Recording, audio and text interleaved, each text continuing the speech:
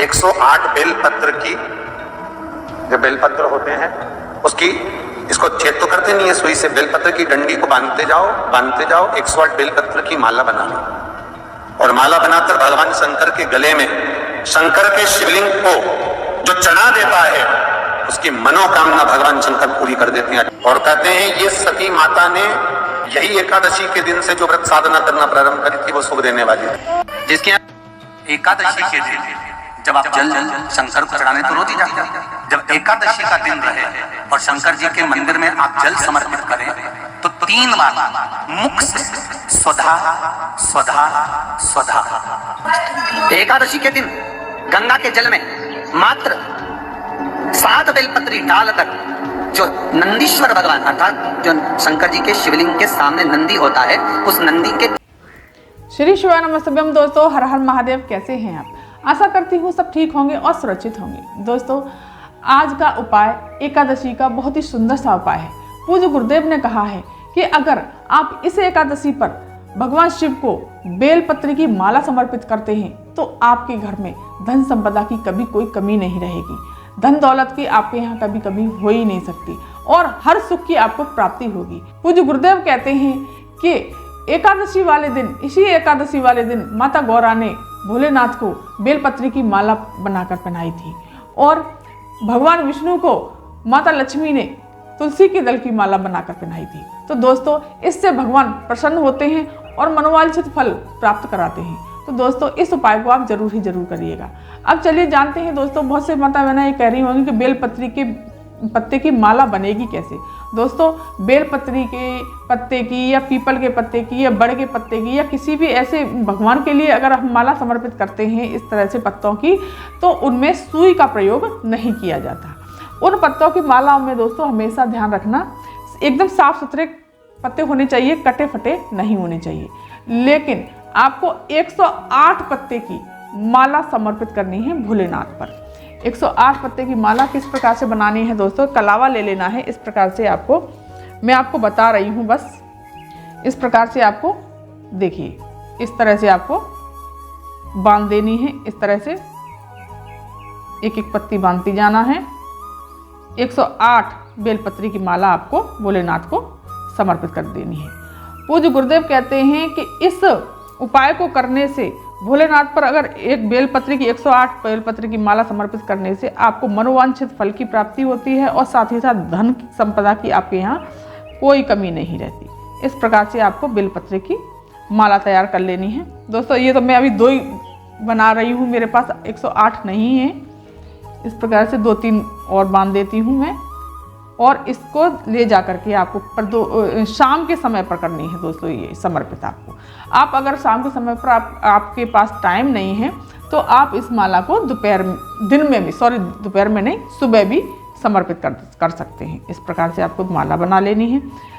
हमेशा पूज्य गुरुदेव कहते हैं कि माला को धागे से बांधकर ही बनाया जाता है, न कि सुई से।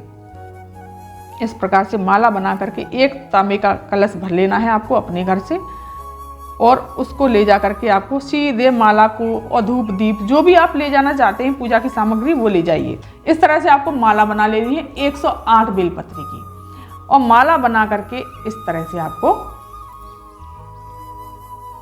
सीधे पहुंच जाना है शिव मंदिर। शिव मंदिर पहुंच करके आपको ये माला मैं यहाँ रख देती हूँ अभी दोस्तों। ये मैंने 5 बेलपत्री की बनाई है दोस्तों और आपको शिव मंदिर पहुंच करके उत्तर दिशा की तरफ मुख करके खड़े हो जाना है और गणेश जी के स्थान पर जल समर्पित करना है। सबसे पहले श्री शिवाय नमस्तभ्यम मंत्र का जाप करते हुए कार्तिकेय जी के स्थान पर, फिर माता अशोक सुंदरी के स्थान पर, माता रानी के हस्त कमल पर और फिर भोलेनाथ पर श्री शिवाय नमस्तभ्यम मंत्र का जाप करते हुए सारा का सारा जल वहाँ पर समर्पित कर देंगे। आप चंदन लेकर के गए हैं, चंदन लगा देंगे। इस प्रकार से चंदन लगा करके थोड़े चावल समर्पित कर देने हैं। चंदन अशोक सुंदरी के स्थान पर, माता गणेश जी के स्थान पर, सब जगह आपको चंदन समर्पित कर देना है। थोड़ा मीठा लेकर के गए हैं तो इस प्रकार से आपको मीठा समर्पित कर देना है। भोलेनाथ पर भी मीठा समर्पित कर दीजिए और पुष्प समर्पित कर दीजिए इस तरह से। और जो बेलपत्री की माला जो लेकर के गए हैं आपको भोलेनाथ को, वो माला इस तरह से समर्पित कर देनी है। श्री शिवाय नमस्ते मंत्र का जाप करते हुए। इस प्रकार से आपको माला को समर्पित कर देना है। अपनी जो भी कामना है, जो भी इच्छा है वो बोल देनी है और प्रणाम करने के पश्चात, धूप दीप दिखाने के पश्चात आपको सीधे अपने घर चले आना है। दोस्तों पूज्य गुरुदेव कहते हैं अगर आप इस एकादशी को बेलपत्र की 108 बेलपत्र की माला समर्पित करते हैं तो आपकी धन दौलत से कोई कमी नहीं रहेगी और जो भी आप मनोवांछित फल प्राप्त करना चाहते हैं, जो आप अपनी इच्छा मांगना चाहते हैं, वो मेरे महादेव जरूर ही जरूर पूरा करेंगे। ये उपाय तो पहला हो गया। अब जानते हैं दूसरा उपाय। दूसरे उपाय का क्या है दोस्तों? आपको जल ले जाना है अपने घर से।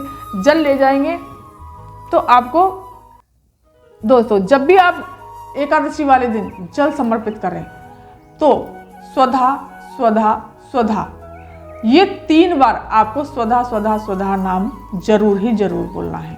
इससे आपकी जो भी इच्छा होंगी, जो भी मनोकामना होंगी या कोई भी दुख कष्ट होगा सब दूर हो जाएगा। इस तरह से स्वधा स्वधा स्वधा इस तरह से शिव जी पर समर्पित कर देना है। ये दूसरा उपाय है दोस्तों। अब चलिए जानते हैं तीसरा उपाय। अब तीसरा उपाय दोस्तों आपको किस प्रकार से करना है? प्रणाम करके अपने घर चले आइए। अब तीसरा उपाय आपको किस प्रकार से करना है? आपके यहाँ धन रुक नहीं रहा, बहुत संकट आ गया है, धन की बहुत समस्या आ गई है, धन आता तो है लेकिन रुकता नहीं है, गलत कामों में जा रहा है, व्यसन में जा रहा है या बच्चे किसी गलत व्यसन में जा रहे हैं, धन गलत जगह जाता जा रहा है और धन रुक नहीं रहा।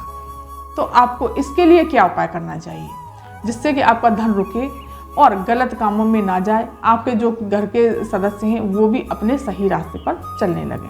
तो इसके लिए दोस्तों आपको क्या करना है, इसको उतार देती हूँ मैं अभी, यहाँ रख देती हूँ। आपको गंगा जल ले लेना है दोस्तों। गंगा जल भर करके अपने घर से सारा का सारा गंगा जल भर के ही ले जाना है। गंगा जल भर लीजिए इसमें तांबे के कलश में और इसमें डालनी है आपको 5 बेलपत्री। कितनी डालनी है दोस्तों? 5। लेकिन ये दोस्तों कटी फटी बेलपत्री नहीं होनी चाहिए। इन बेलपत्रियों को ही मैं निकाल लेती हूँ अभी इसी में से। तो दोस्तों इसको लेकर के आपको सीधे पहुंच जाना है शिव मंदिर। आप ये उपाय सुबह करना चाहते हैं तो सुबह भी कर सकते हैं और शाम के समय करना चाहते हैं तो शाम को भी। वैसे दोस्तों ये उपाय आप पूज्य गुरुदेव ने प्रदोष काल के समय ही बताया है। तो आपको गंगा जल में 5 बेलपत्री डाल करके ले जाना है। तो ये जल जो है आपको सीधा जो नंदी का उठा हुआ पैर होता है, इस तरह से, जैसे ये दोस्तों ये उठा हुआ पैर है नंदी का, इसी पैर पर आपको ये जल सारा का सारा समर्पित कर देना है श्री शिवाय नमस्ते मंत्र का जाप करते हुए। लेकिन दोस्तों एक बात का ध्यान रखना, बेलपत्री यहाँ पर नहीं गिरनी चाहिए।